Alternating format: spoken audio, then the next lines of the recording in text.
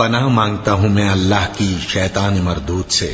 شروع اللہ کا نام لے کر جو بڑا مہربان نہایت رحم والا ہے۔ اس کتاب کا اتارا جانا اللہ کی طرف سے ہے جو غالب ہے، حکمت والا ہے۔ اے پیغمبر، ہم نے یہ کتاب تمہاری طرف سچائی کے ساتھ نازل کی ہے، تو اللہ کی عبادت کرو، یعنی اس کی عبادت کو شرک سے خالص کر کے۔ دیکھو، خالص عبادت اللہ ہی کے لیے زیبا ہے، اور جن لوگوں نے اس کے سوا اور دوست بنائے ہیں وہ کہتے ہیں کہ ہم ان کو اس لیے پوجتے ہیں کہ وہ ہم کو اللہ کا مقرب بنا دیں۔ تو جن باتوں میں یہ اختلاف کرتے ہیں اللہ ان میں ان کا فیصلہ کر دے گا۔ بے شک اللہ اس شخص کو جو جھوٹا ناشکرا ہے ہدایت نہیں دیتا۔ اگر اللہ کسی کو اپنا بیٹا بنانا چاہتا تو اپنی مخلوق میں سے جس کو چاہتا منتخب کر لیتا۔ وہ پاک ہے، وہی ہے اللہ جو اکیلا ہے، بڑا زبردست ہے۔ اسی نے آسمانوں اور زمین کو تدبیر کے ساتھ پیدا کیا ہے، اور وہی رات کو دن پر لپیٹتا اور دن کو رات پر لپیٹتا ہے، اور اسی نے سورج اور چاند کو کام میں لگا رکھا ہے، سب ایک وقت مقرر تک چلتے رہیں گے۔ دیکھو، وہی غالب ہے، بخشنے والا ہے۔ اسی نے تم کو ایک جان سے پیدا کیا، پھر اس سے اس کا جوڑا بنایا، اور اسی نے تمہارے لیے چوپایوں میں سے 8 جوڑے بنائے۔ وہی تم کو تمہاری ماؤں کے پیٹ میں پہلے ایک طرح، پھر دوسری طرح 3 اندھیروں میں بناتا ہے۔ یہی اللہ تمہارا پروردگار ہے، اسی کی بادشاہی ہے، اس کے سوا کوئی معبود نہیں۔ پھر تم کہاں بہ کے جاتے ہو؟ اگر ناشکری کرو گے تو اللہ تم سے بے نیاز ہے، اور وہ اپنے بندوں سے ناشکری پسند نہیں کرتا، اور اگر شکر کرو گے تو وہ اس کو تمہارے لیے پسند کرتا ہے، اور کوئی بوجھ اٹھانے والا دوسرے کا بوجھ نہیں اٹھائے گا۔ پھر تم کو اپنے پروردگار کی طرف لوٹنا ہے، پھر جو کچھ تم کرتے رہے وہ تم کو بتا دے گا۔ وہ تو دلوں کی پوشیدہ باتوں تک سے آگاہ ہے، اور جب انسان کو تکلیف پہنچتی ہے تو اپنے پروردگار کو پکارتا ہے، اس کی طرف دل سے رجوع کرتا ہے۔ پھر جب وہ اس کو اپنی طرف سے کوئی نعمت دے دیتا ہے تو جس کام کے لیے پہلے اس کو پکارتا تھا اسے بھول جاتا ہے، اور اللہ کا شریک بنانے لگتا ہے تاکہ لوگوں کو اس کے رستے سے گمراہ کرے۔ کہہ دو کہ اے کافر نعمت، اپنی ناشکری کے باوجود تھوڑا سا فائدہ اٹھا لے، پھر تو دوزخیوں میں ہوگا۔ بھلا مشرک اچھا ہے یا وہ جو رات کے مختلف اوقات میں زمین پر پیشانی رکھ کر اور کھڑے ہو کر عبادت کرتا اور آخرت سے ڈرتا اور اپنے پروردگار کی رحمت کی امید رکھتا ہے۔ کہو، بھلا جو لوگ علم رکھتے ہیں اور جو علم نہیں رکھتے، کیا دونوں برابر ہو سکتے ہیں؟ پس نصیحت تو وہی حاصل کرتے ہیں جو عقل مند ہیں۔ اے نبی، میرا پیغام سنا دو۔ اے میرے بندو جو ایمان لائے ہو، اپنے پروردگار سے ڈرو۔ جن لوگوں نے اس دنیا میں نیکی کی ان کے لیے بھلائی ہے، اور اللہ کی زمین کشادہ ہے۔ جو صبر کرنے والے ہیں ان کو بے حساب ثواب ملے گا۔ کہہ دو کہ مجھ سے ارشاد ہوا ہے کہ اللہ کی عبادت کو خالص کر کے اس کی بندگی کروں، اور یہ بھی ارشاد ہوا ہے کہ سب سے پہلے میں فرما بردار بن جاؤں۔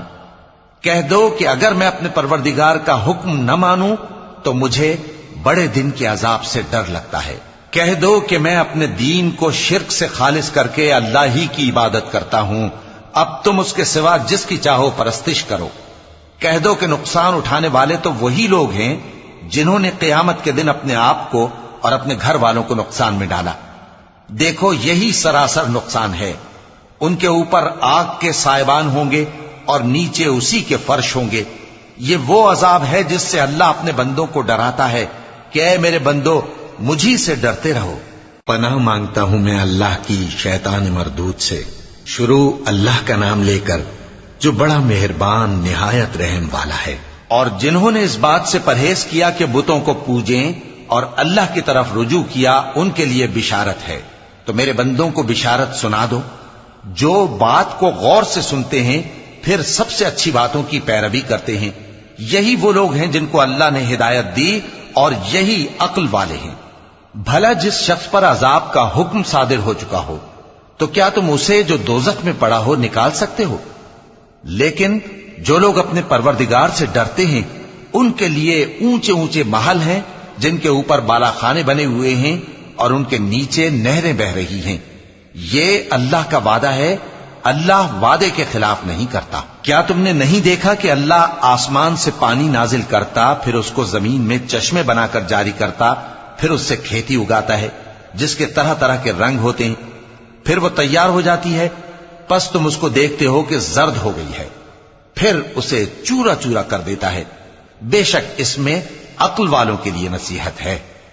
بھلا جس شخص کا سینہ اللہ نے اسلام کے لیے کھول دیا ہو، سو وہ اپنے پروردگار کی طرف سے روشنی پر ہو، تو کیا وہ سخت دل کافر کی طرح ہو سکتا ہے؟ پس ان پر افسوس ہے جن کے دل اللہ کی یاد سے غافل اور سخت ہو رہی ہیں، اور یہی لوگ سراسر گمراہی میں ہیں۔ اللہ نے نہایت اچھی باتیں نازل فرمائی ہیں، یعنی کتاب جس کی آیتیں باہم ملتی جلتی ہیں اور دہرائی جاتی ہیں۔ جو لوگ اپنے پروردگار سے ڈرتے ہیں ان کے بدن کے رونگٹے اسے سن کر کھڑے ہو جاتے ہیں، پھر ان کی کھالیں نرم ہو جاتی ہیں اور دل بھی نرم ہو کر اللہ کی یاد کی طرف متوجہ ہو جاتی ہیں۔ یہی اللہ کی ہدایت ہے، وہ اس سے جس کو چاہتا ہے ہدایت دیتا ہے، اور جس کو اللہ گمراہ رہنے دے اس کو کوئی ہدایت دینے والا نہیں۔ بھلا جو شخص قیامت کے دن اپنے چہرے پر برے عذاب کو روکتا ہو، کیا وہ ویسا ہو سکتا ہے جو چین میں ہو؟ اور ظالموں سے کہا جائے گا کہ جو کچھ تم کرتے رہے تھے اب اس کے مزے چکھو۔ جو لوگ ان سے پہلے تھے انہوں نے بھی تکذیب کی تھی، تو ان پر عذاب ایسی جگہ سے آ گیا کہ ان کو خبر ہی نہ تھی۔ پھر ان کو اللہ نے دنیا کی زندگی میں رسوائی کا مزہ چکھا دیا، اور آخرت کا عذاب تو بہت ہی بڑا ہے۔ کاش یہ سمجھ رکھتے۔ اور ہم نے لوگوں کے سمجھانے کے لیے اس قرآن میں ہر طرح کی مثالیں بیان کی ہیں تاکہ وہ نصیحت حاصل کریں۔ یہ قرآن عربی ہے جس میں کوئی عیب اور اختلاف نہیں، تاکہ وہ ڈر مانے۔ اللہ ایک مثال بیان کرتا ہے کہ ایک شخص ہے جس میں کئی آدمی شریک ہیں مختلف مزاج کے، اور ایک آدمی پورے کا پورا ایک شخص کا غلام ہے۔ بھلا دونوں کی حالت برابر ہے؟ نہیں، الحمدللہ، مگر یہ اکثر لوگ نہیں جانتے۔ اے پیغمبر، تم بھی مرنے والے ہو اور یہ بھی مرنے والے ہیں، پھر تم سب قیامت کے دن اپنے پروردگار کے سامنے جھگڑو گے۔ پھر اس سے بڑھ کر ظالم کون جو اللہ پر جھوٹ بولے اور سچی بات جب اس کے پاس پہنچ جائے تو اسے جھٹلائے۔ کیا جہنم میں کافروں کا ٹھکانہ نہیں ہے؟ اور جو شخص سچی بات لے کر آیا اور جس نے اس کی تصدیق کی وہی لوگ متقی ہیں۔ وہ جو چاہیں گے ان کے لیے ان کے پروردگار کے پاس موجود ہے۔ نیکوکاروں کا یہی بدلہ ہے، تاکہ اللہ ان سے برائیوں کو جو انہوں نے کی دور کر دے، اور نیک کاموں کا جو وہ کرتے رہے ان کو بدلہ دے۔